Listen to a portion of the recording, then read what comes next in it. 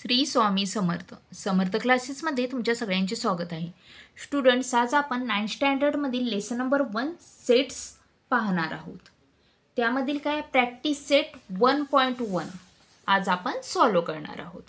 आता त्याचा question number 1, write the following sets in roster form.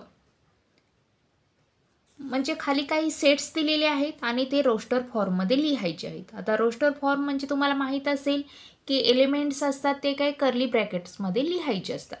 आता त्याचा फर्स्ट नंबर बघा, set of even natural numbers. आता इथं नॅचरल नंबर्स फक्त दिलं नाही. नॅचरल नंबर्स म्हणजे 1 2 3 4 सगळे नंबर झाले असते.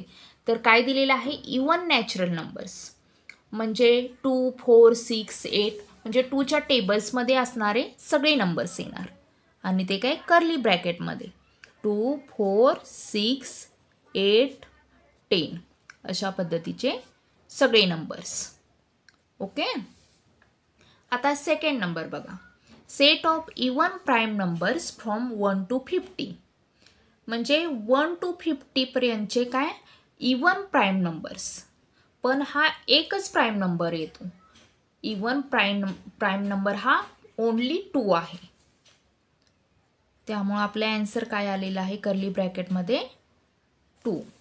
आता थर्ड बघा, सेट ऑफ निगेटिव्ह इंटिजर्स. आता निगेटिव्ह इंटिजर्स म्हणजे तुम्हाला माहीत आहे -1 -2 -3 असे सगळे नंबर्स. -1 -2 -3 -4 असे सगळे नंबर्स हे काय कर्ली ब्रॅकेटमध्ये. आता फोर्थ, 7 बेसिक साऊंड्स ऑफ ए सरगम सूर. म्हणजे तुम्हाला माहीतच आहे की सा रे ग म प ध नी हे काय आहे सरगमचे साऊंड्स आहेत. ओके. सा रे ग म प ध आणि नी हे 7 काय बेसिक साऊंड आहेत सरगमचे. ओके. आता क्वेश्चन नंबर 2 बघा, right the following symbolic statement in words. आता ही काही खाली सिम्बॉलिक स्टेटमेंट दिलेले आहेत ते काय आपल्याला वर्ड्समध्ये लिहायचे आहे. आता बघा, फर्स्ट नंबर आहे 4/3.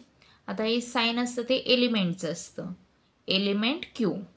आता हे कसं लिहायचं तर 4/3 इज ॲन, हे काय आहे एलिमेंट आहे, एलिमेंट ऑफ सेट कोणता तर क्यू, ऑफ सेट क्यू.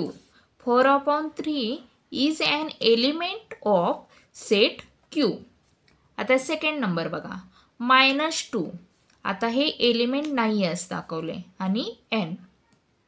आता हे कसं लिहायचं तर -2 इज नॉट, का तर नाही असं दाखवलेलं आहे, इज नॉट ॲन एलिमेंट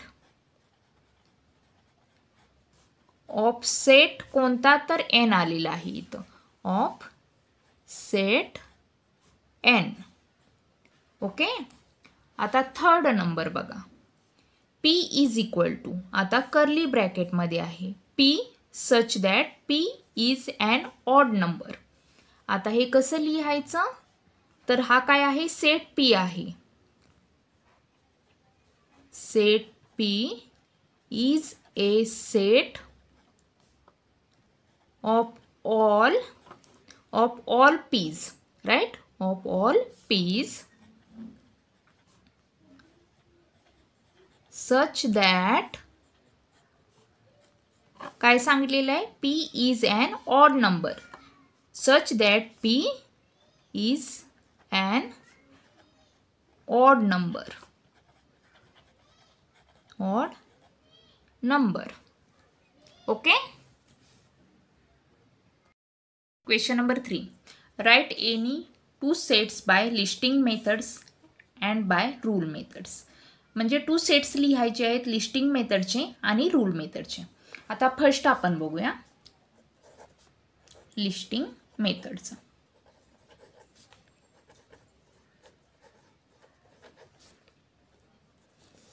आता आपण ह्यामध्ये काय जॉमेट्रिकल इन्स्ट्रुमेंट जर लिहिलं, समजा जर pen, pencil, eraser, set squares,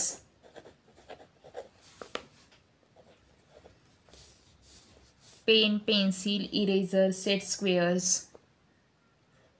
असं जर लिहिलं, आता ह्याचंच आपण रूल मेथडमध्ये कसं होतं ते बघूया.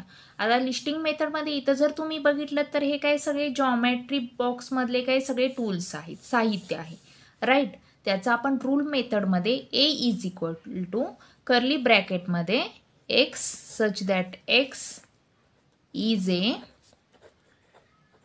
Tool of geometry box. Okay. आता ह्याचं सेकंड एक्झाम्पल बघूया. आता लिस्टिंग मेथडचं.